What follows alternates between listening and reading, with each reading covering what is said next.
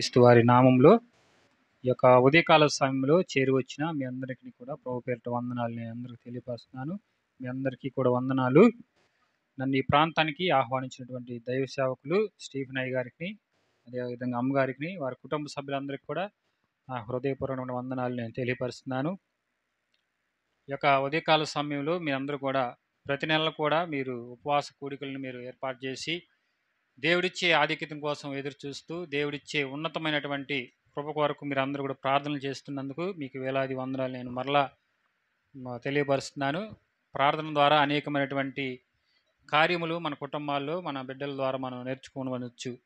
ఈ యొక్క ఉదయకాల సమయంలో దేవుని యొక్క మాటల్ని కొద్ది నిమిషాలు మనం ధ్యానం చేసుకుందాం. అలుపుడును అభాగ్యను కొద్ది మాటలు మీ మధ్య ఉంచడానికి నేను వచ్చి ఉన్నాను. కాబట్టి పరిశుద్ధ గ్రంథంలో నుంచి ఆదికాండము 8వ అధ్యాయం.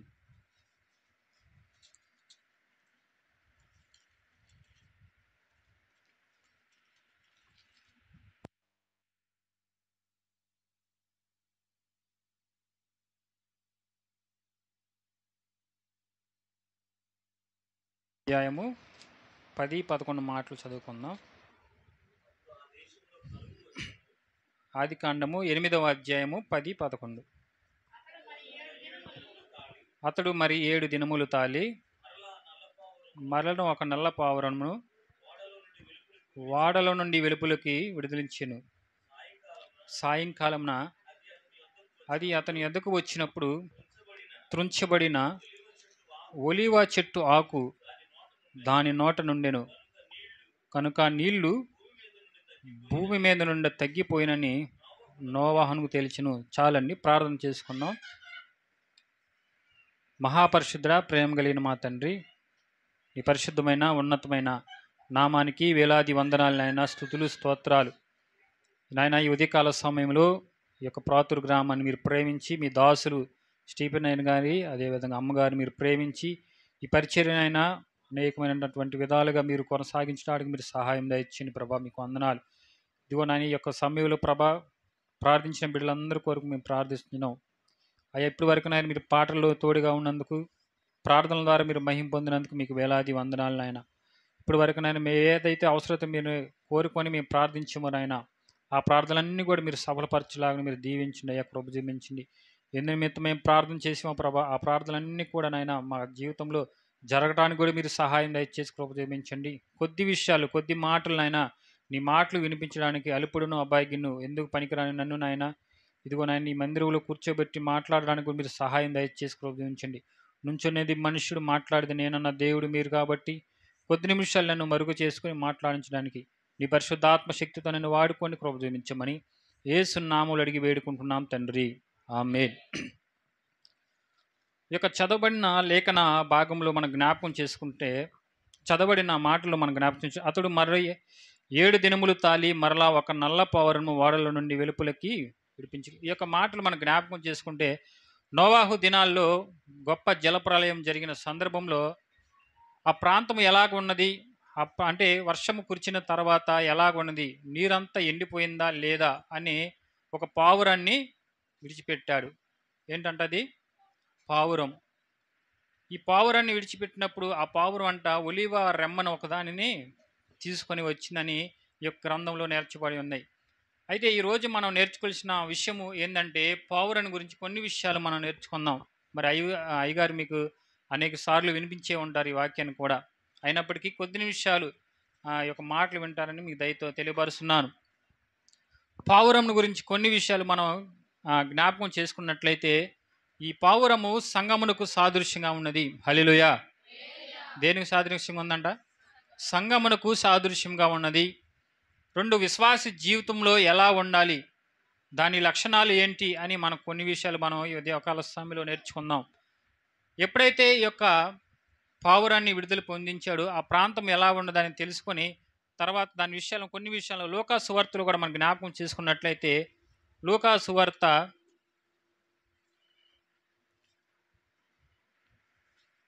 3వ అధ్యాయము 21-22 మాటలు మనం జ్ఞాపకం చేసుకున్నట్లయితే, 3వ అధ్యాయము 21-22 మాటలు చదవండి.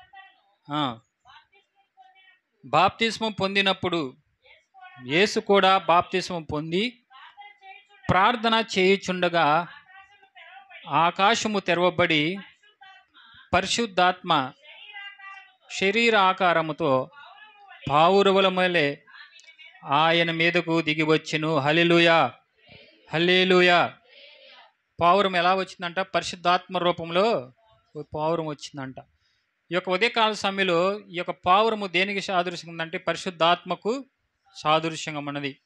అయితే విశ్వాసమైన జీవితంలో మనం కూడా పరిశుద్ధాత్మ శక్తిని మనం పొందుకోవాలి. హల్లెలూయా. దేనిని పొందుకోవాలి? మనం పరిశుద్ధాత్మను పొందుకోవాలి. అంటే ఈ పావురపు లక్షణాల్ని మనం సంఘంలో కానీ విశ్వాస జీవితంలో కానీ ఒక వ్యక్తిలో కానీ ఈ పావురపు లక్షణాలు మనందరిలో కూడా కలిగి ఉండాలని దేవుని వాక్యం సెలవిస్తుంది. ఆ మరలా మాట చదివినట్లయితే మరలా చదవండి ఆ మాట.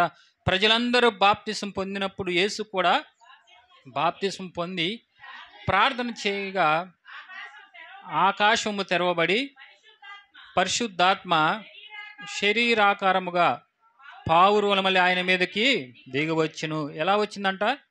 పావురముల వల్లే ఆ పరిశుద్ధాత్మ అంట ఆయన మీదకి దిగివచ్చిందనమాట. మనము కూడా ప్రార్థన చేస్తున్న సమయంలో అంట పరిశుద్ధాత్మ ఎలా ఉండాలంట? పావురముల వల్లే దిగి రావాలని దేవుని ఉద్దేశమైనది. ఇంకా కింద వచనాలు కూడా చదివినట్లయితే అప్పుడు చదవండి. నీవు నా ప్రియ కుమారుడవు, నీ యందు నేను ఆనందించుచున్నానని ఒక శబ్దము ఆకాశం నుండి వచ్చును అని తెలియపరుస్తుంది. కాబట్టి ప్రియమైన దేవుని బిడ్డలారా, మనం అందరం కూడా పావురము అనే లక్షణాన్ని కలిగి ఉండాలి. పావురములో ఉన్నటువంటి గుణాలు మనం తెలుసుకుని ఉండాలి. పావురము ఏ విధంగా ఉంటుందో ఈ యొక్క లోకానుసారంగా మనం కూడా అలాగే మనం జీవించి వారిగా ఉండాలని తెలియపరుస్తుంది. అయితే ఈ యొక్క పావురం లక్షణంలో కొన్ని విషయాలు మనం జ్ఞాపకం చేసుకున్నట్లయితే ఈ పావురంలో అనంట తెలుసు. మీ అందరికి పావురాలు తెలుసుగా? చెప్పాలి ప్రత్యేకించి మళ్ళీ దాని గురించి. పావురాలు అందరూ తెలుసుగా? ఇంగ్లీష్లో డవ్ లేదంటే పిజియన్ అని కూడా అంటారు దాన్ని. ఇంగ్లీష్లో డవ్. డవ్ అంటే డవ్ షాంపూ కాదు. డవ్ అంటే ఇంగ్లీష్లో పావురం, మన తెలుగు భాషలో పావురం. లేదంటే పిజియన్ అంటే గువ్వ అని కూడా అంటారు. ఇవన్నీ కూడా ఒక జాతికి సంబంధించినవి. గువ్వలు కూడా ఎలా గువ్వలను కూడా చూసే ఉంటారు కదా. ఇవన్నీ కూడా ఒక జాతికి సంబంధించినవే. అయితే ఈ పావురంలో ఉన్న లక్షణాలు ఏంటి, మన ఆత్మీయ జీవితంలో మనం నేర్చుకోవాల్సిన విషయాలు ఏందని ఈ పావురం ద్వారా మనం నేర్చుకుందాం. మొట్టమొదటిగా ఈ పావురము పరిశుద్ధాత్మకు సూచనగా ఉన్నది. హల్లెలూయా. దేనికి సూచనగా ఉన్నదంట? పరిశుద్ధాత్మకు సూచనగా ఉన్నది. ఆత్మీయ జీవితంలో మనందరూ కూడా పరిశుద్ధాత్మను కలిగి ఉండేలాగా మనందరం ప్రార్థన చేయాలి. అయితే మనందరిలో జ్ఞాపకం చేసుకున్నట్లయితే పావురంలో ఉన్న లక్షణం మొట్టమొదటి ఏంటంటే పావురంలో అంట చేదు అనేది ఉండదంట. ఏముండదంట? చేదు. అన్నిట్లో చేదు ఉంటుంది. మనకు కూడా చేదు ఉండదు కదా. మీ అబ్బాయికి చాలా చేదక్క అనేవాళ్ళు ఎంతమంది లేరు? వీడికి చాలా చేదు అనేవాళ్ళు ఉన్నారు. కానీ పావురంలో అంట చేదు అనేది ఉండదంట. చేదు అనేది కొంచెము చేరితే మనం ఏదైతే వండుకుంటున్న పదార్థం ఏదైతే చేదు అనేది చేరితే ఆ పదార్థం అంతా కూడా ఏమైపోద్ది? చెడిపోతూ ఉంటుంది. అయితే ఆత్మీయ జీవితంలో మనలో కూడా చేదు అనే ఉంటే మనం కూడా పూర్తిగా అది చెడిపోతాం. మనందరూ కూడా జ్ఞాపకం చేసుకున్నట్లు ఆత్మీయ జీవితంలో మనలో చేదు అనేది ఇప్పుడు ఉండకూడదని తెలియపరుస్తున్నాయి. మనం జ్ఞాపకం చేసుకున్నట్లయితే నయోమి గారి యొక్క జీవిత విధానంలో మనం జ్ఞాపకం చేసుకుంటే నయోమి మోయాబీ ప్రాంతానికి వెళ్ళిన సమయంలో తన బిడ్డలను కోల్పోయింది, భర్తను కూడా కోల్పోయింది. అప్పుడు ఆమె మరలా దేవుడు ఆమెను పిలుచుకొని ఆ యొక్క బెత్లెహేము ప్రాంతానికి తీసుకొచ్చిన తర్వాత అందరూ కూడా ఈమె నయోమి కదా అంటున్న సందర్భంలో నయోమి అంటుంది ఏమంటుందంటే, నన్ను నయోమి అనక మారా అని పిలువుడి అంటుంది. నయోమి అనగా మధురము అని అర్థము. ఆ మధురం కాస్త ఏమైపోయిందంట? మారాగా, చేదుగా మారిపోయింది. ఎందుకు చేదుగా మారిపోయిందని మనం జ్ఞాపకం చేసుకుంటే ఆ యొక్క మోయాబీ ప్రాంతానికి వెళ్ళినప్పుడు అక్కడ ఏదో బాగా డబ్బు సంపాదించుదాం అనుకో ఉంది, కానీ అక్కడికి వెళ్ళిన తర్వాత అంతా కూడా కరువుతోనే నిండిపోయింది. రూతు గ్రంథంలో మనం జ్ఞాపకం చేసుకున్నట్లయితే ఆ మాటలు చక్కని మాటలు తెలియపరుస్తాయి. రూతు గ్రంథంలో 1వ అధ్యాయము 20వ మాట మనం జ్ఞాపకం చేసుకున్నట్లయితే చదవండి. 1వ అధ్యాయం రూతు గ్రంథము 20వ మాట మనం చదువుకున్నట్లయితే ఆమె సర్వశక్తుడు నాకు చాలా దుఃఖము కలుగజేసెను గనుక నన్ను నయోమి అనక మారా అనుడి అంటుంది. చూడండి, మారా అనగా అర్థము చేదు. ఇప్పుడు పావురంలో ఏముండదని నేర్చుకున్నాం మనం? చేదు అనేది ఉండదంట, చేదు అనేది ఉండదు. కానీ నయోమి అంటుంది నన్ను మారా అని పిలువుడి అంట. ఎందుకని అంటే ఆ మోయాబు ప్రాంతంలో అవంతా కూడా చేదైన అనుభవంలోనే వెళ్ళిపోయిందంట. ఏ అనుభవంలో ఉంది? చేదైన అనుభవంలోనే ఉండిపోయింది. మనం కూడా మొన్నటి వరకు కూడా చేదైన అనుభవాలే. 2021 2019 నుంచి 2021 22 ప్రాంతం అంతా కూడా ఆ యొక్క సమయం అంతా కూడా చేదైన అనుభవాలే కదా. తెలుసుగా ఎందుకు అనుభవం, ఏ అనుభవాలు అవన్నీ? కరోనా. కరోనా ఎవరిని కూడా విడిచిపెట్టలా. మనకు తెలిసిన బిడ్డలు కానీ, మనకు తెలిసిన వారు, మన స్నేహితులు, బంధువులు ఎంతమందో చనిపోయి ఉన్నారు. అదన్నీ కూడా చేదైన అనుభవాలే. ఈ ఉదయకాల సమయంలో పావురంలో చేదు ఉండదు కనుక ఆ చేదు అనుభవాలు మనం కూడా ఉండకుండుగాక. ఉదయకాల సమయంలో మనం కూడా చేదైన అనుభవంలోకి వెళ్లకుండా ఆ పరిశుద్ధాత్మను ద్వారా మనం మొట్టమొదటిగా ఏం నేర్చుకోవాలంటే ఆ పరిశుద్ధాత్మ శక్తిని మనం కూడా పొందుకునే బిడ్డలుగా ఉండాలనే దేవుని ఉద్దేశమైనది. కాబట్టి ఆ మాట అంటుంది ఆమె, సర్వశక్తుడు నాకు చాలా దుఃఖము కలుగు చేసిన అంటున్నాడు. మనందరూ కూడా ఒకానొక సమయంలో మొన్నటి వరకు దుఃఖ సమయంలోనే ఉండిపోయాం. మన బిడ్డలు అనేవారు కరోనా సమయంలో ఎంతమంది చనిపోయారు కదా. మనకు తెలిసిన వాళ్ళు చనిపోలేదా? అయ్యో ఆడు చనిపోవటం ఏంది, ఆయన చాలా మంచి వ్యక్తి అని వారి గురించి ప్రశంసలు పొందాము. కానీ కరోనా సమయంలో అందరూ కూడా అదొక చేదైన అనుభవం అది మనందరి జీవితాల్లో కదా. అది చేదు, అది ఎప్పుడు నెమరు వేసుకున్నా కానీ దాని గురించి ఆ టాపిక్ వేస్తేనే భయం వేసిపోద్ది.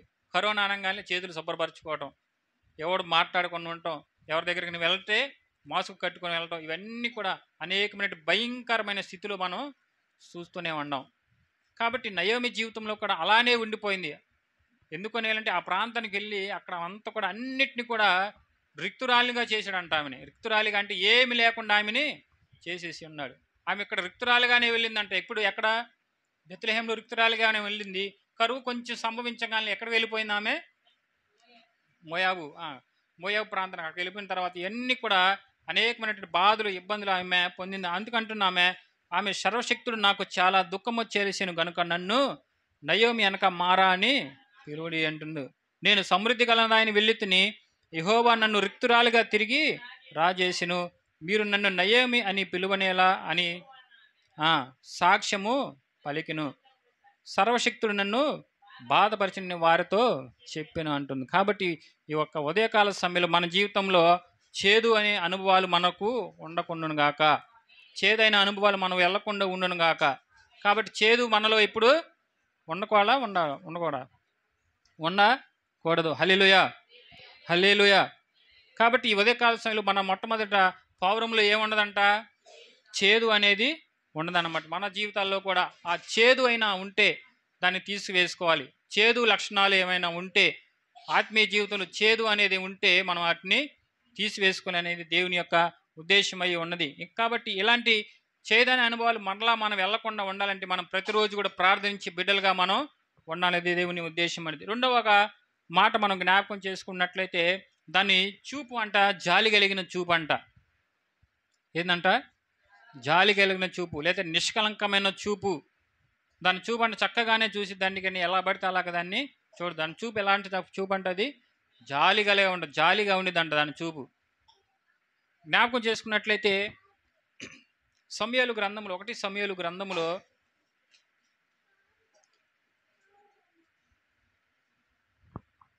18వ అధ్యాయము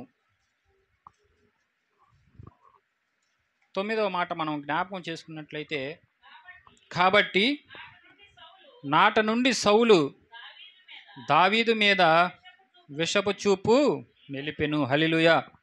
ఈ విషయంలో మనం జ్ఞాపకం చేసుకున్నట్లయితే సౌలు గారు దావీదు మీద అంట ఏ చూపు చూపాడంట?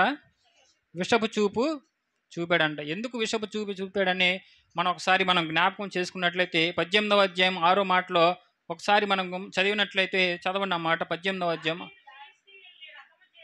దావీదు ఫిలిష్తీయులను హతము చేసి తిరిగి వచ్చినప్పుడు స్త్రీలు ఇశ్రాయేలు ఊళ్ళన్నిటిలో నుండి తంబురులతోనూ సంభ్రములతోనూ వాద్యములతోనూ పాడుచు నాట్యమాడుచు రాజైన సౌలును ఎదుర్కొనుటకై వచ్చిరి. ఆ స్త్రీలు ఆ సౌలు 1000 కొలదనియు దావీదు 10,000 కొలదనియు శత్రువును హతము చేసిరండి. ఆ మాటలు సౌలుకు ఇంపుగా ఉండనందున అతడు బహుకోపము తెచ్చుకొని వారు దావీదుకు 10,000 కొలదనియు నాకు 1,000 కొలదనియు స్తుతులు పాడరే. రాజ్యము తప్ప అతడు ఏమి తీసుకునగా అనుకోనెను. కాబట్టి నాట నుండి సౌలు దావీదు మీద విషపు చూపు నిలిపెను. అయితే మనం నేర్చుకోవాల్సిన ఆత్మీయ మాట ఏంటంటే, మనందరూ కూడా ఇప్పుడు ఏ చూపు కలిగి ఉండాలంట? జాలి కలిగిన చూపు కలిగి ఉండాలి. హల్లెలూయా. ఏ చూపు కలిగి ఉండాలంట? అయితే ఇక్కడ మనం జ్ఞాపకం చేసుకుంటే సౌలు గారు ఏ చూపు చూస్తున్నాడంట? విషపు చూపు చూస్తున్నాడండి. ఎందుకు విషపు చూస్తున్నాడంటే దావీదు గారి మీద అసూయ కలిగిందండి. ఎందుకు అసూయ కలిగిందని మనం జ్ఞాపకం చేసుకున్నట్లయితే, ఎప్పుడైతే ఫిలిష్తీయుడైనటువంటి గొల్యాతు మీద యుద్ధం చేసినప్పుడు ఆ దావీదు గారు అతన్ని జయించినప్పుడు అక్కడున్న ప్రజలందరూ కూడా స్తుతులు చెల్లిస్తున్నారంట. ఏమని స్తుతులు చెల్లిస్తున్నారంటే, సౌలుకేమో 1,000 కొలది అంటున్నారంట, దావీదు గారికేమో 10,000 కొలది అంటున్నారంట. నేడు దినాల్లో మనం కూడా కొన్ని సందర్భాల్లో ఒకరి గురించి చెప్తే మనకి ఎంతో ఈర్ష్యగా ఉంటుంది కదా. ఎవరి గురించి అని మనకు నచ్చిన వాళ్ళ గురించి చెప్తే వారి గురించి ఈర్ష్యగా చెప్తే మనందరికి ఈర్ష్య ఇంకా వారి గురించి చెప్తే. అయితే ఆత్మీయ జీవితంలో మనం అంట ఒక జాలి కలిగిన చూపునే మనం కలిగి ఉండాలనే దేవుని ఉద్దేశమైనది. కాబట్టి సౌలు గారు ఏ చూపు చూపాడంట? విషపు చూపు నిలిపాడంట. అంటే ఆత్మీయ జీవితంలో మనం నేర్చుకోవాల్సింది ఏంటంటే, విషపు చూపు మనము ఇతరుల పట్ల మనం చూపించకూడదు. అందరూ కూడా సమానమే, అందరూ కూడా తల్లి గర్భ నుండి పుట్టిన వారే, అందరూ కూడా ఒక మనుషులమే అని గుర్తించి సాటి మనుషులు కూడా అంటే ప్రేమతో మనం వాళ్ళని చూడాలని దేవుని ఉద్దేశమైనది. కాబట్టి మనందరూ కూడా ఒక చూపుని కలిగి ఉండాలి. ఏ చూపు అంటే, మన చూపులు ఎలా ఉన్నాయి అంటే ఆర్థికపరమైనటువంటి చూపులు చూస్తున్నారంట. 2 ఇంకా అనేకమైనటువంటి దురాలోచనలమైనటువంటి చూపులు చూస్తున్నారంట. ఇవన్నీ కూడా ఆత్మీయ జీవితంలో మనం విడుదల పొందుకోవాలని దేవుని ఉద్దేశం అనేది. విషపు చూపు అంటే అర్థం ఏంటంటే ఆ పాపపు జీవితం. అంటే సౌలు గారు ఆత్మాభిషేకంగా మనం జ్ఞాపకం చేసుకుంటే ఆత్మీయంగా ఉన్నప్పుడు అంట ఆయన దేవుడితో చక్కగా మాట్లాడేవాడు అంట. కానీ ఎప్పుడైతే దావీదు గారు వచ్చాడో ఆయన విషం అనేది కలిగిందన్నమాట. ఉదయ కాల సమయంలో నేర్చుకోవాల్సిన ఆత్మీయ విషయాలు ఏంటంటే, మనం జాలి కలిగిన చూపును మాత్రమే మనం చూడాలి. మనందరూ కూడా ఇప్పుడు పావురముల వల్లే ఉన్నాం కాబట్టి పావురపు లక్షణాలు ఉండాలి. రెండవది ఏంటంటే, మనందరూ కూడా జాలి కలిగిన చూపునే మనం కలిగి ఉండాలి. ఎలా చూపులు? ఒక వ్యక్తి పట్ల మనం అంట చాలా శ్రేష్టమైన చూపును కలిగి ఉండాలని తెలియపరుస్తుంది అనమాట. ఒకరిని చూసంటే మనం ఓర్వలేని స్థితిలో ఉండిపోతున్నామంట. వారి మీద అంటే అసూయ, చిన్న చూపు, ఇవన్నీ చూడటం వల్ల అంట మన ఆత్మీయ జీవితంలో ఏమైపోతున్నామంట? పతనం అయిపోతున్నామంట. కాబట్టి ఉదయ కాల సమయంలో మనం నేర్చుకోవాల్సిన విషయం ఏంటంటే, ఇదిగో జాలి కలిగిన చూపు, ఒక నిష్కలంకమైన చూపు మనము కలిగి ఉండాలనేది దేవుని ఉద్దేశమైనది. కాబట్టి అందుకని ఆయన అంటున్నాడు 1 పేతురుకు రాసిన పత్రికలో జ్ఞాపకం చేసుకున్నట్లయితే,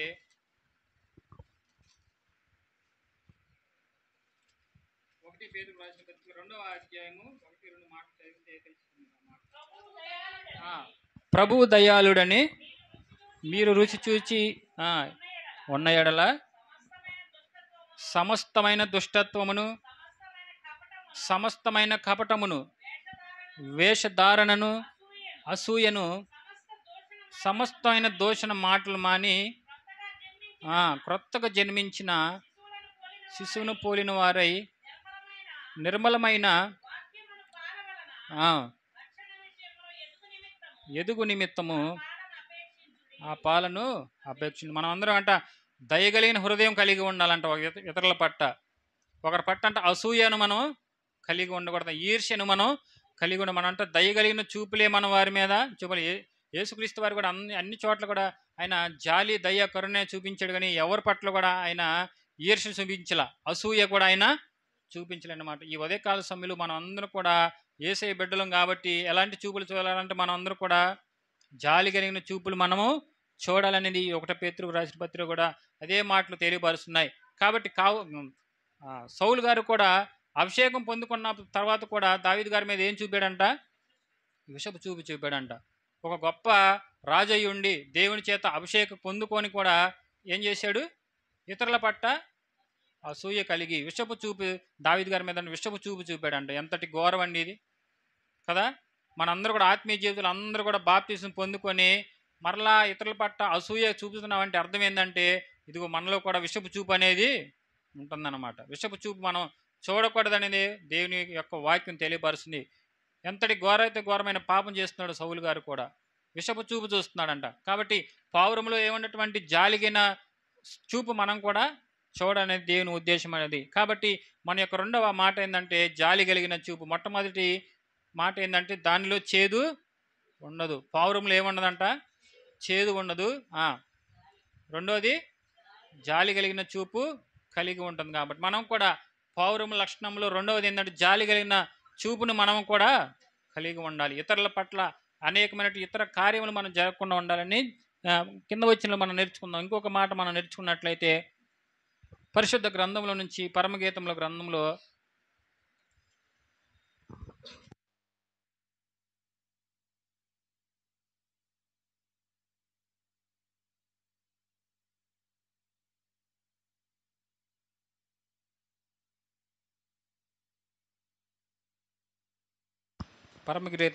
గీతంలో గ్రంథం 2వ అధ్యాయము 14వ మాట.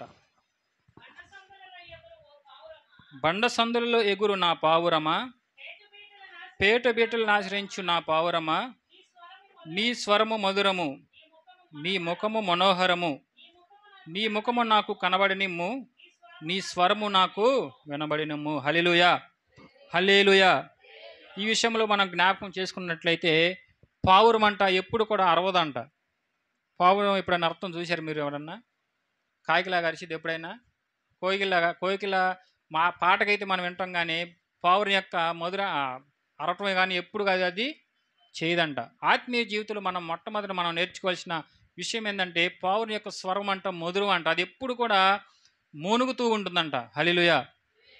ఏందంట అది? పావురం ఎప్పుడు ఏం చేస్తుందంట? మూలుగుతుందంట. ఇప్పుడు వరకు మనం కూడా మూలిగాం కదా, ప్రార్థనలో మూలిగాం. ఇప్పుడు వరకు మూనిగారలేరు మీరందరూ? మూలిగారు. అంటే అన్నగారు అనేకమైన అంశాలు చెప్తే దాని గురించి మీరందరూ మూలిగారు. అలాంటి మూనుగులంట మనం కూడా మూలగాలంట. హల్లెలూయా. ఆత్మీయ జీవితంలో పావురం అంటే ఎప్పుడు కూడా అరవదంట. అది ఎప్పుడు కూడా మూనుగుతూ ఉంటుందంట, ఊ ఊ ఊ అని. అలాగే మన ఆత్మీయ జీవితంలో మనం అందరూ కూడా మూనుగుతూ ఉండాలంట. ప్రార్థనలో ఈరోజే ప్రార్థన పెడితే ఈరోజే మొనవటం కాదు, గృహాల దగ్గర కూడా మోనగాలి. ఇంటి దగ్గర మనం మూనిగితే ఎవరికి నచ్చదు కదా. ఇంటి దగ్గర పనేం లేదని ఇప్పుడు ప్రార్థన మొదలేసే అనేవాళ్ళు లేరు. మన భర్తలు ఊరుకోరు, లేదంటే ఇంకెవరు ఉన్నారు? భార్యలు కూడా ఒప్పుకోరు. పనికి వెళ్ళవా, ప్రార్థన చేసి మూనుగుతన కూర్చున్నాం అంటారు. కాబట్టి ఆత్మీయ జీవితంలో మొట్టమొదటి మనం నేర్చుకోవాల్సిన విషయం ఏంటంటే మనం అంటాం ప్రార్థనలో మూలగాలంట. హల్లెలూయా. ప్రార్థనలు ఏం చేయాలంట? మూలగాలంట. ఎందుకు మూలగాలి? మన బిడ్డల కోసము, మన యొక్క కుటుంబాల కోసము, ఇప్పటి వరకు అయ్యగారు చెప్పాడు అనేకమైన అంశాల కోసము, దేశం కొరకు, రాజకీయ పరిస్థితుల కొరకు అనేకమైన వారి తారుమారైపోతున్నాయి ప్రార్థన లేక.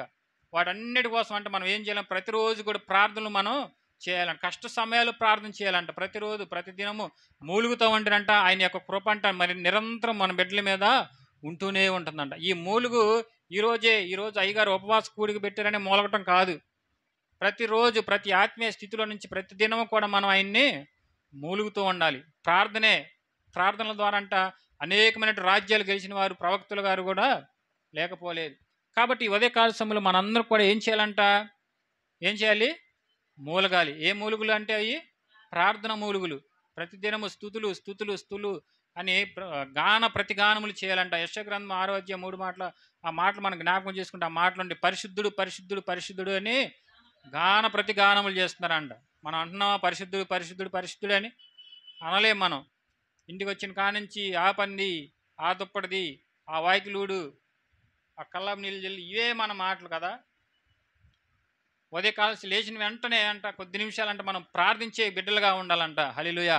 ఉదయకాల సమయంలో కొద్ది నిమిషాలైనా దేవునికి సమయం ఇచ్చే బిడ్డలుగా ఉండాలంట. ప్రార్థన సమయాన్ని ఎంతమంది దేవునికి ఈరోజు మన ప్రార్థన సమయం అందించారు?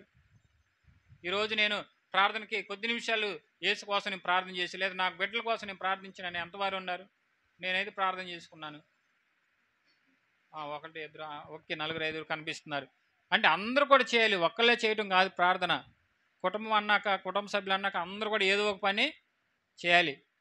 మనందరూ కూడా ఇప్పుడు ఒక కుటుంబ సభ్యులు, మనందరూ సంఘ విశ్వాసం కాబట్టి, అందరూ కూడా కుటుంబ సభ్యులు కాబట్టి ఏం చేయాలంటే ప్రతిరోజు మనం ప్రార్థన చేయాలి. విశ్వాస జీవితంలో అదే మొట్టమొదటిది, ప్రార్థన వాక్యం. ప్రార్థన వాక్యం ఇవే మనకు కావాల్సినటువంటి ఆత్మీయ జీవితంలో. కాబట్టి ప్రావురం ఏం చేసిద్దంటే ఎప్పుడు కూడా అది మూలుగుతూ ఉంటుంది, కానీ ఎప్పుడు కూడా అరవదు. ఆత్మీయ జీవితంలో మనం కూడా ఏం చేయాలంట, మూలగలంట. ఈ మూలుగలంట ఎలాంటి స్థితిలో ఉన్నా సరే అంటే మనల్ని మార్పు చేస్తాయంట. అందుకని యెహెజ్కేలు గ్రంథంలో ఒక మాట తెలియపరుస్తున్నాడు. 7వ అధ్యాయం 16 మాటలు మనం జ్ఞాపకం చేసుకున్నట్లయితే, యెహెజ్కేలు గ్రంథము 7వ అధ్యాయము 16వ మాట మనం జ్ఞాపకం చేసుకుంటే, వారిలో ఎవరైనా తప్పించుకొని పక్షంన వారందరూ లోయలోని గువ్వల వలె పర్వతముల మీద నుండి తమ దోషములను బట్టి మూలుగులెడుదురు. హల్లెలూయా, హల్లెలూయా. ఏందంట, కష్ట సమయాలు వాళ్ళు ఎవరైనా సరే, లోయలు అనగా కష్ట సమయాల్లో ఎవరైనా సరే ఈ గువ్వలలాగా మూలగాలంట. గువ్వలు ఏం చేసినాయి అంటే, ఇప్పుడు ఇక్కడ మనం చదివిన జ్ఞాపకం చేసుకుంటే, గువ్వల వల్లే పర్వతముల నుండి తమ దోషములను బట్టి మూలుగులెడుదురు అంటున్నారు. మనం అంటే ప్రతిరోజు గువ్వల వల్లే, పావురం వల్ల అంటే ఏం చేయాలంట, మూలగాలంట. కష్ట సమయాల్లో కూడా మనం మూలగాలం. కష్ట సమయాల్లో ఎక్కువ మూలిగితే అంత అభివృద్ధి పొందుతామనే దేవుని ఉద్దేశమై ఉన్నది. కాబట్టి ఈ పావురము నేర్పుతున్న ఆత్మీయ పాఠం ఏంటంటే, ఇదిగో నువ్వు మూలగాలి. హల్లెలూయా. ఏం చేయాలంట, మనం ఇప్పుడు మూలగాలి. మూలుగుదాం, అందరం మూలుగుదామా? ఎవరు చెప్పట్లా, మూలగట్లా మీరు ఎవరు? ఇప్పుడు మూలుగుతారా లేదా? మూలుగుతారా లేదా? ఎలా?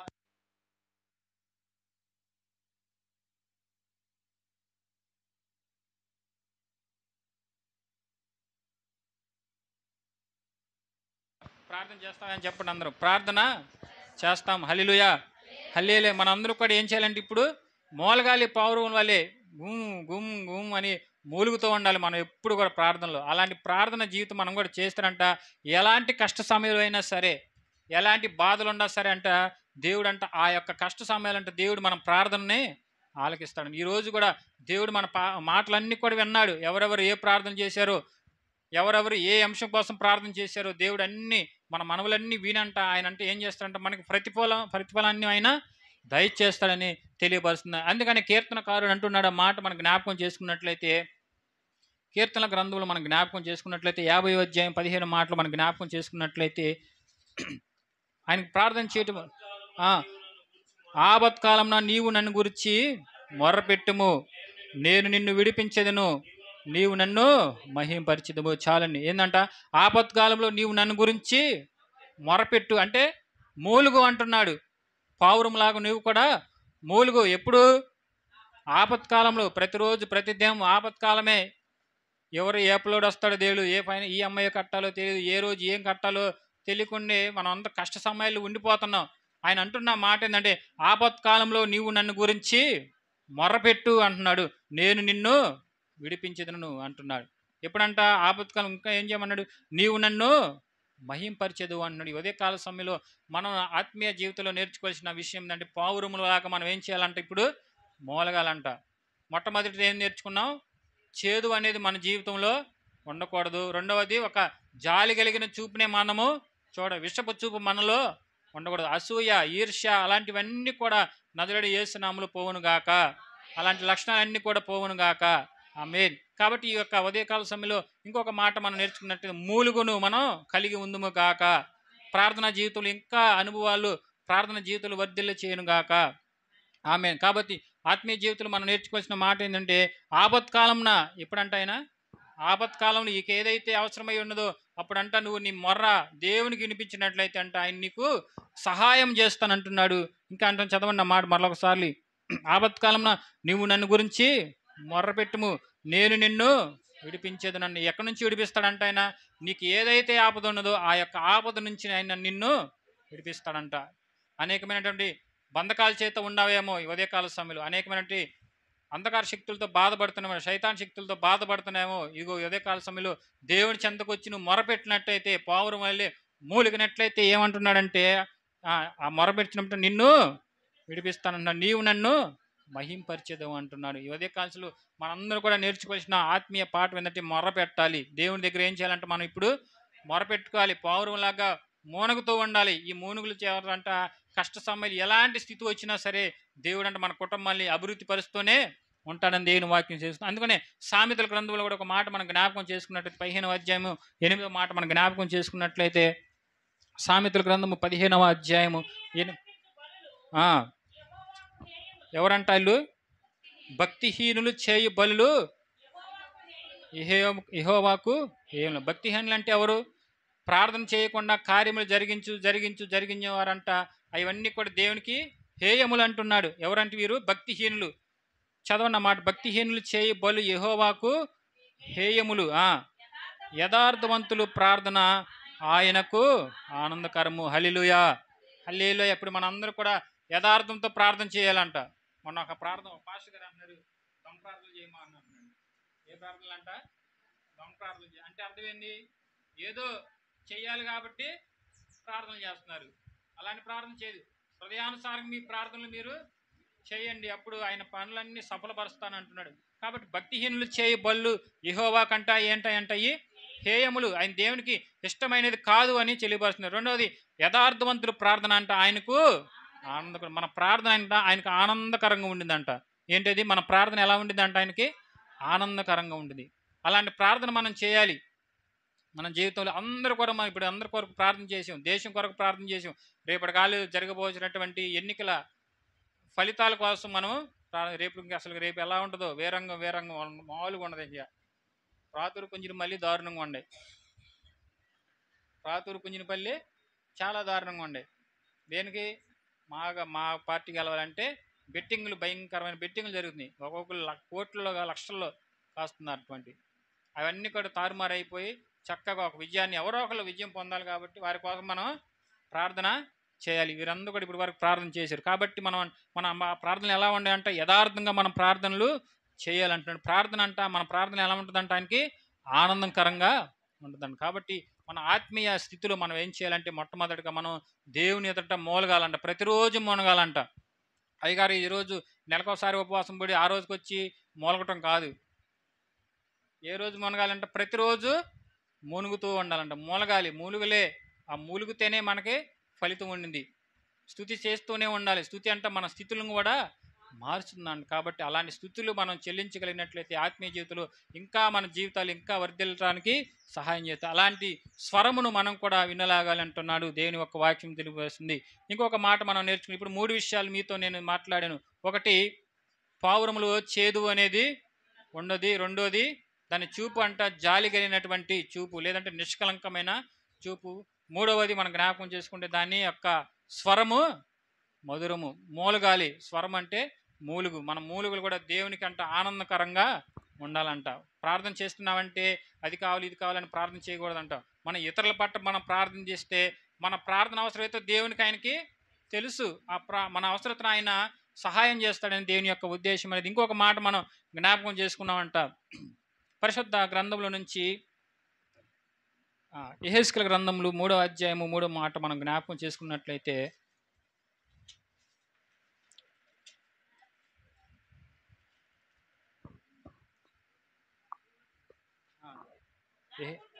నరపుత్రుడా, నేనిచ్చుచున్న ఈ గ్రంథమును ఆహారంగా తీసుకొని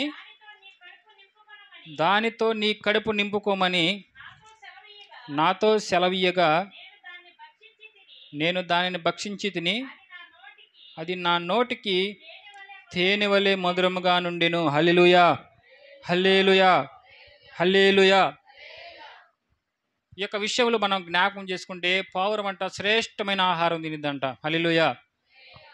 పావురం ఏం చేసిద్దంట? ఇప్పుడు శ్రేష్టమైనటువంటి ఆహారం తినిద్దంట. మనమైతే సద్దిపెట్టులో ఉన్నాయి తింటాం. సద్దిపెట్టు తెలుసా మీ అందరికీ? ఫ్రిడ్జ్లో అయ్యి 3 రోజులు 4 రోజులు చక్కగా మురగబెట్టుకొని తింటాం. కానీ పావురం ఏం చేసిద్దంట? శ్రేష్టమైన ఆహారాన్ని అది తినిద్దంట. ఎలాంటి ఆహారము? నూకలు, గింజలు, లేదా చిన్న చిన్న మొక్కలు ఏవటే దానికి కావాల్సినట్టు ఆహారం ఏదో దాని ఉన్న దాంట్లో అంటే శుభ్రమైన ఆహారాన్ని అది, పరిశుభ్రమైన ఆహారాన్ని అది తినిద్దంట. ఆత్మీయ జీవితంలో అంట మనం కూడా అంటే శ్రేష్టమైన ఆహారాన్ని మనం కూడా తినాలి. శరీరంగా అనేకమైన మంచి ఆహారాన్ని తెచ్చుకుంటున్నాం. ప్రతి వారం ఆదివారం రాగానే చక్కగా మటను, చికెను, లేకపోతే ఫిష్, ఫ్రాన్స్ అన్ని రకాల మంచి ఆహారాన్ని తెచ్చుకుంటున్నాం.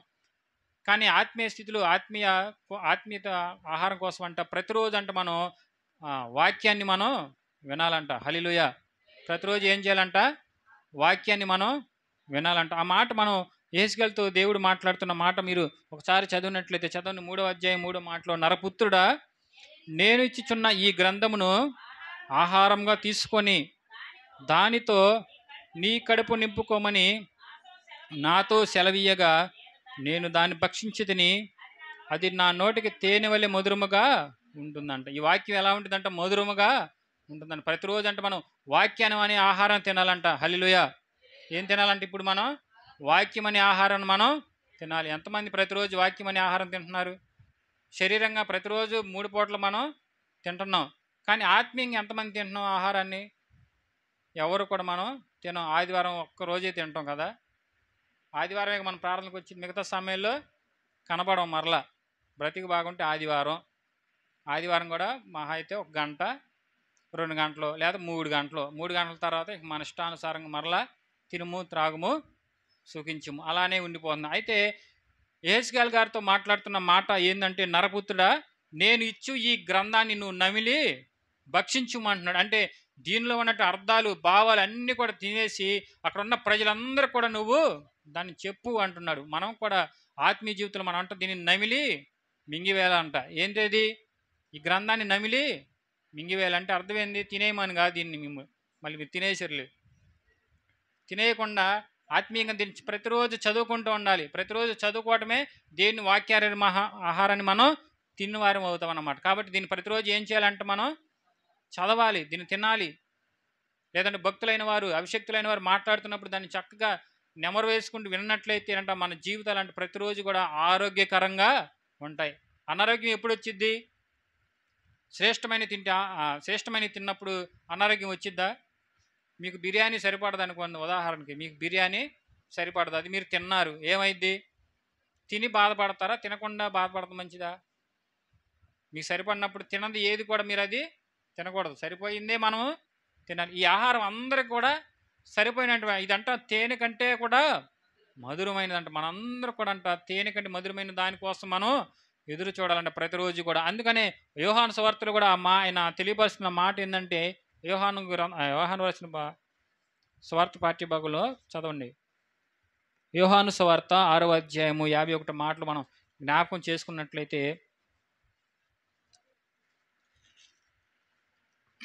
చదవండి.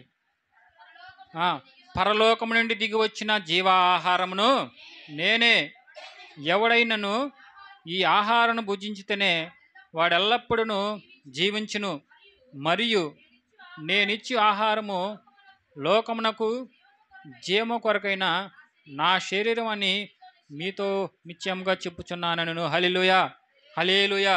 ఇది ఎక్కడి నుండి వచ్చిందంటే ఈ ఆహారము పరలోకం నుండి వచ్చినటువంటి ఆహారం. దీన్ని ఎవరు కూడా వండే అవసరం లేదంటండి. హల్లెలూయా.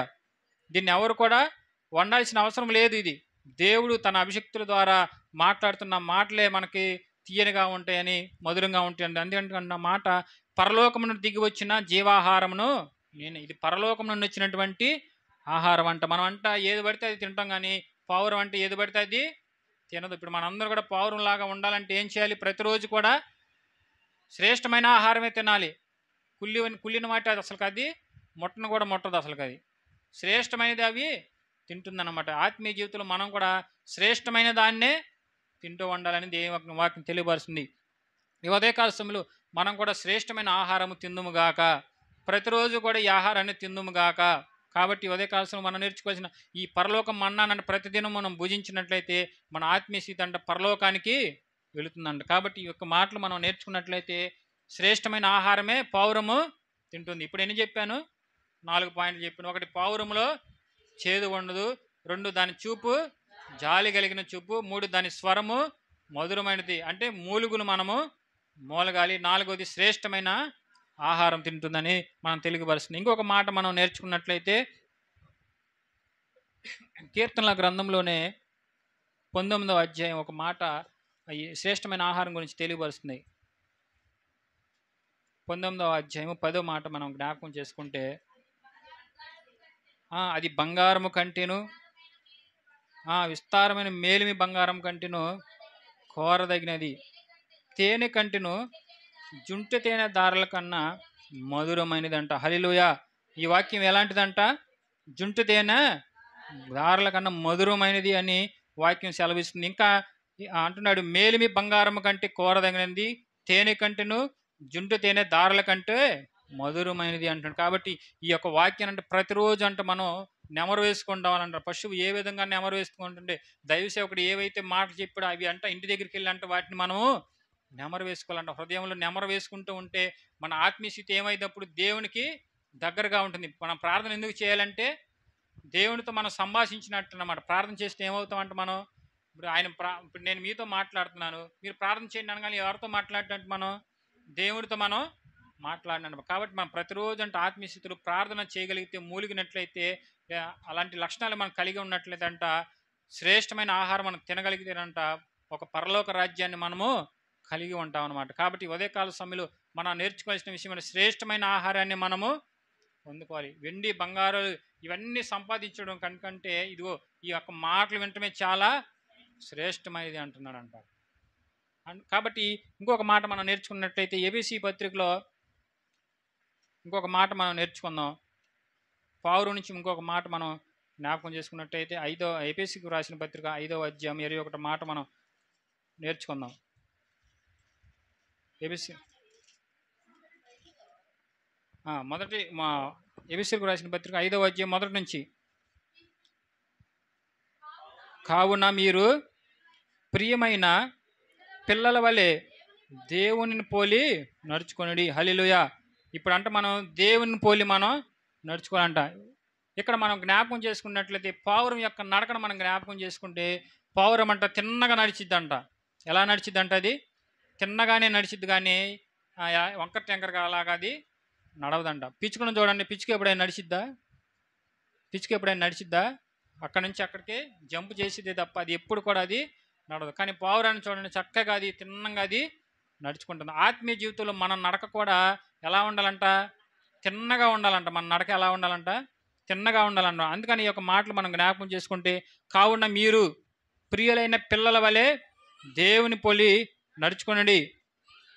క్రీస్తు మిమ్మును ప్రేమించి పరిమళ వాసనగా ఉండుటకు మన కొరకు తను తాను దేవునికి అర్పణగాను బలిగాను అప్పగించుకొనును. అలాగుననే మీరును ప్రేమ కలిగి నడుచుకొనుడి అంటున్నాడు. చాలండి. హల్లెలూయా. ఎలా నడుచుకోవాలంటే మనం ప్రేమ కలిగి, మనం ఇతరుల పట్ల అసూయ, ఈర్ష్య ఇవన్నీ కూడా లేకుండా అందరూ సమానమే అని ఒకరి పట్ల అంటే ఒకరు ప్రేమను కలిగి ఉండాలంట. మీ అందరూ కూడా ప్రేమతో నా హృదయపూర్వక వందనాలు. మీ పక్కన వారితో కూడా హృదయపూర్వక వందనాలు తెలియపరచుకునే ప్రేమగా అందరూ కూడా తెలియపరచుకోండి. కాబట్టి ఈ యొక్క మాటలు మనం జ్ఞాపకం చేసుకున్నట్లయితే మనం అందరం దేవుని బిడ్డలై ఉన్నాం అన్నమాట. ఇప్పుడు ఎవరి బిడ్డలం అంటే మనం ఇప్పుడు దేవుని యొక్క బిడ్డలమై ఉన్నాం. మనం అంటే ప్రేమను కలిగి మనం నడుచుకోవాలన్నమాట. ఉదయకాల సమయంలో ఇంకొక ఆత్మీయ విషయంలో మనం జ్ఞాపకం చేసుకున్నట్లయితే ఆ పావురము, వినండి జాగ్రత్తగా విన్నాం. పావురం అంట ఒక జత కట్టిన పావురంతో ఉంటే ఒకవేళ ఆ పావురం చనిగిపోతేనంట ఆ పావురం మరొక ఆ పావురంతో జత అనేది కట్టదంట. ఏం చేయదంట? దాని జత ఏదైతే ఉంటే ఆ జత ఏదైనా అనుకూల సమయంలో చనిపోతే లేదా ప్రమాదశాత్తు చనిపోతే ఇంకొక పావురంతో జత కట్టదంట. దీనిలో ఉన్నటువంటి ఒక ప్రాముఖ్యమైన విషయం అన్నమాట. ఈ యొక్క పావురానికి ఉన్న ఒక విలువైనటువంటి విషయం ఏంటంటే ఇదే. తన జత పావురం ఏదైనా చనిపోతేనంట వేరే ఒక పావురం జతతో అది జత కట్టదంట. కాబట్టి ఆత్మీయ స్థితిలో మనం నేర్చుకోవాల్సిన విషయం ఏంటంటే మనం అంటే కుటుంబ సభ్యులైనటువంటి ఎవరైనా సరే జతగా ఉన్నప్పుడు అంట ఆత్మీయ స్థితిలో ఎవరైనా అనుకోకుండా చనిపోయినప్పుడు అంట జతను విడిచిపెట్టకుండానే ఉండాలి. ఈ యొక్క ఆత్మీయ స్థితిలో మనం ఇంకా ముందుకు పోవాలంటే ఇక పావురం ఏం చేస్తుందంట? చిన్నని నడక అనేది నడుస్తుంటాం. ఎటు పడితే అలాగా నడవదు అది. మనమైతే డబ్బు వస్తుంది అనగానే పరిగెడుతుంటాం. లేదంటే ఎవరైనా ఒక 10,000 అప్పుగా ఇస్తున్నారు, లేదంటే ఒక 10,000 డ్వాక్రా వాళ్ళు ₹1,00,000 లోన్ ఇస్తున్నారంటే ప్రార్థన లేదు, ఏం లేదు ఇంకా కదా. డ్వాక్రా వాళ్ళు ₹1,00,000 ఇస్తున్నామంటే అన్నిటిని విడిచిపెట్టి వెళ్ళిపోతాం. అలాంటి ఆత్మీయ స్థితిలో మనం ఉండకూడదని, మన నడక ఎలా ఉండాలంట, తిన్నని నడక మనం నడవాలని ఉంటుందంట. ఇంకా దైవ సేవకుల పట్ల అంటే నమ్మకంగా ఉండాలంట. మనం దైవ సేవకుల పట్ల ఎలా ఉండాలంట, నమ్మకమైన వారిగా ఉండాలి. అందుకని లోకాసు వార్త 16వ అధ్యాయం 10 మాటలు మనం జ్ఞాపకం చేసుకున్నట్లయితే, లోకాసు వార్త 10వ అధ్యాయము 16వ అధ్యాయం 10వ మాట. మిక్కిలి కొంచెములో నమ్మకంగా ఉండువాడు ఎక్కువలోను నమ్మకంగా ఉండు. ఎలా ఉండాలంటే కొంచెంలో నమ్మకంగా ఉండు. దైవ సేవకుల పట్ల నమ్మకం ఉండు, విశ్వాసి పట్ల నమ్మకంగా ఉండు, నీ నడకలో నమ్మకంగా నువ్వు ఉండు, నీ భర్తతో నమ్మకంగా ఉండు, లేదా నీ భార్యతో నీవు నమ్మకంగా ఉండు అని ఒక వాక్యం చెల్లుతుంది. అందుకని మరలా చదివి, మిక్కిలి కొంచెములు నమ్మకంగా ఉండువాడు ఎక్కువలోను నమ్మకంగా ఉండెను, మిక్కిలి కొంచెంలో అన్యాయంగా ఉండేవాడు ఎక్కువలోను అన్యాయంగా ఉండు. కాబట్టి ఈ ఉదయకాల సమయంలో మనం ఆత్మీయ స్థితిలో మనం అంటే నమ్మకంగా మనం ఉండాలంటే ఒక నడకను మనం నేర్చుకోవాలి. ఆత్మీయ నడక ఎలా ఉంటుందంటే ఒక తిన్నని నడకే మనము నడవాలి. అనేకమైన నడకలు మనము నడకూడదని దేవుని ఉద్దేశం అనేది. ఇప్పుడు 5 మాటలు మనం నేర్చుకుందాం. దాని నడక ఎలాంటి నడక అంట, తిన్నని నడక అన్నమాట. ఇంకొక మాట మనం నేర్చుకొని ఈ మాటలు ముగించుకుందాం. పరిశుద్ధ గ్రంథంలో నుంచి 5వ అధ్యాయం 2వ మాటలో, పరమగీత గ్రంథంలో 5వ అధ్యాయం 2వ మాట మనం జ్ఞాపకం చేసుకుందాం.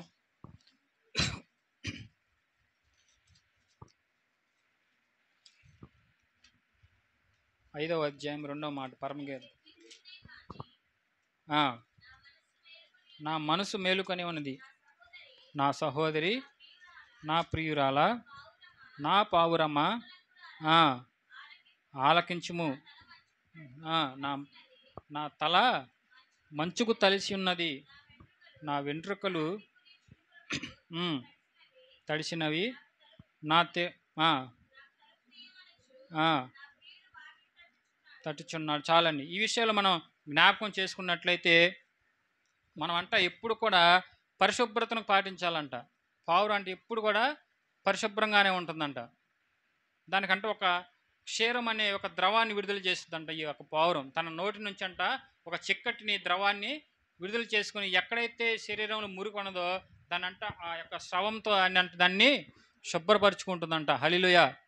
ఆత్మీయ జీవితంలో అంటే మనము కూడా ప్రతిరోజు అంట పరిశుభ్రత పొందాలంట. దేవుని ఎదుట తెలియకుండానో తెలిసో మనం అంటే పాపము ఈ లోకంలో చేస్తూనే ఉంటాం అంట. కానీ దాని అంటే ఎప్పటికప్పుడు దాన్ని మనం ఏం చేయాలంటే దాన్ని పరిశుభ్రతను మనం పరుచుకోవాలని తెలియపరుస్తుంది అనమాట. కాబట్టి అందుకని 1 తెస్సలోనికైయుల పత్రికలు 4వ అధ్యాయం 7వ మాటలు ఒకసారి మనం జ్ఞాపకం చేసుకున్నట్లయితే, 1 తెస్సలోనికైయుల పత్రిక 4వ అధ్యాయం 7వ మాటలు మనం జ్ఞాపకం చేసుకున్నట్లయితే ఆ మాట ఉంటుంది, చదవండి. పరిశుద్ధులగుటకు దేవుడు మనల్ని పిలిచెను కానీ అపవిత్రులుగా ఉండుటకు పిలువలేదు. చాలండి. మనం అంటే ఇప్పుడు పరిశుద్ధులగుటకే దేవుడు మనల్ని పిలుచుకున్నాడంట. మనం అపరిశుభ్రంగా ఉండటం దేవునికి ఇష్టం లేదు. మనందరూ కూడా రక్షణ బాప్తిస్మం పొందుకొని మరలా మురికి జీవితాన్ని కోరుకుంటామేమో. ఆ యొక్క మురికి జీవితాన్ని విడిచిపెట్టి మరలా పరిశుభ్రతమైనటువంటి లక్షణంలోకి మనం కూడా రావాలనేది కోరుకుంటుంది. ఇప్పుడు మీకు మాకు మాట చెప్పా, పరిశుభ్రత అనేది ఒక క్షీరాన్ని అదంటే అది విడుదల చేసుకుంటుంది అనమాట. ఆ ముక్కులో నుంచి ఒక క్షీరాన్ని విడుదల చేసినప్పుడు ఎక్కడైతే మురికి ఉన్నదో ఆ మురికిని తనంతరికి అది తొలగించుకుంటుందంట. మనం కూడా ఈ లోకంలో అంట తెలియకో తెలిసిన పాపం అంట మనం ప్రతిరోజు ఏం చేయాలంటే దాన్ని ప్రతిరోజు అంటే పవిత్రపరచుకోవాలన్నమాట, ఈ యొక్క పౌరం లాగా. కాబట్టి అలాంటి స్థితిలో మనం కూడా ఉండాలని దేవుని ఉద్దేశమైనది.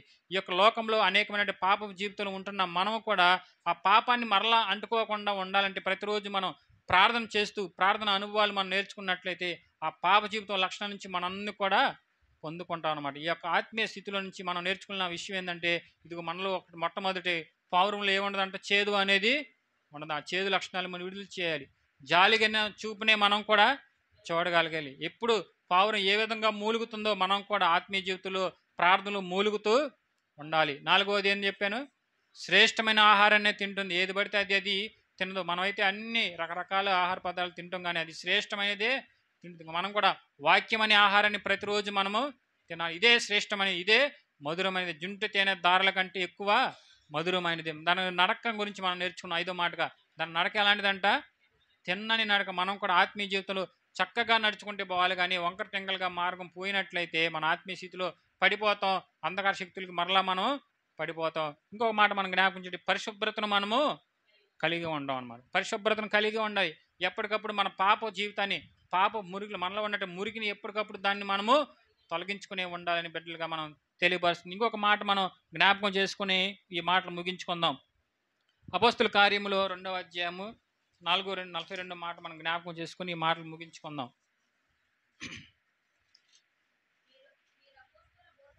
అపోస్తుల బోధ యందును సహవాసమందును రొట్టె విరుచుట యందును ప్రార్థన చేయుట యందును ఎడతెగక ఉండి. చాలా మాటలు చదవండి. 42 మాట మరలా ఒకసారి చదవండి. వీరు అపోస్తుల బోధ యందును సహవాసమందును రొట్టె విరుచుట యందును ప్రార్థన చేయుటను ఎడతెగక ఉండరి. హల్లెలూయా. ఈ యొక్క మాటలు మనం జ్ఞాపకం చేసుకుంటే సహవాసం కలిగి ఉండాలంట. ఏం కలిగి ఉండాలి? పావురములు, కొత్త పావురములు తీసుకొచ్చి ఒక గుంపులు వేస్తే అది వెంటనే కూడా ఏమైపోయిద్ది? కలిసిమెలిసి ఉండిపోతాయి. పావురాలన్నింటినీ కొత్త పావురం ఒకటి తీసుకొచ్చి దాన్ని ఆ గుంపులు విడిచిపెడితే అవన్నీ కూడా ఏమైపోతాయి అంట? కలిసిమెలిసి ఉండిపోతాయి అంట.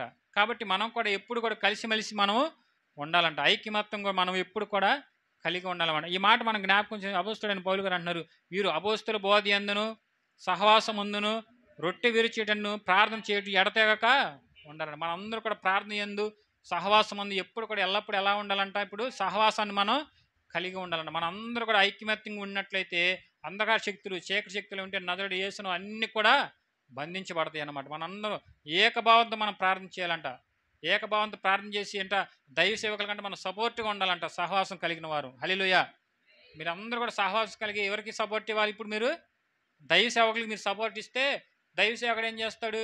మీ కొరకు ప్రార్థన ఇంకెక్కువ ఆయన చేస్తూ ఉంటాడు. మీరు సహవాసం లేకుండా, కలిసిమెలిసి లేకుండా ఉండి మీ ఇష్టానుసారంగా తల ఒక మాట చెప్తే దైవ సేవకుడు వర్ధిల్లడు, మీరు కూడా వర్ధిల్లడు అన్నమాట. ఈ ఉదయకాల సమయంలో మనందరూ కూడా కలిసిమెలిసి ఉండాలనేది దేవుని ఉద్దేశం అనేది. ఇంకోటి, పావురం అంట నిష్కపటమైనదంట. దానిలో ఏ కపటత్వం ఉండదంట. మనలో కపటాలు, మోసాలు అన్నీ ఉంటాయి కానీ పావురంలో ఏ కపటం కూడా ఉండదని దేవుని వాక్యం సెలవిస్తుంది అనమాట.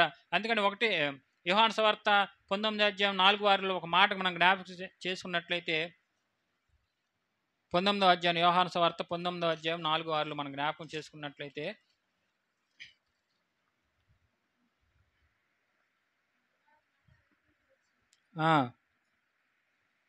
ఇదిగో ఈయన యందు ఏ దోషము నాకు కనబడలేదని. అంటే ఆయన ఏ కపటము కూడా లేదంట. ఎవరిలో?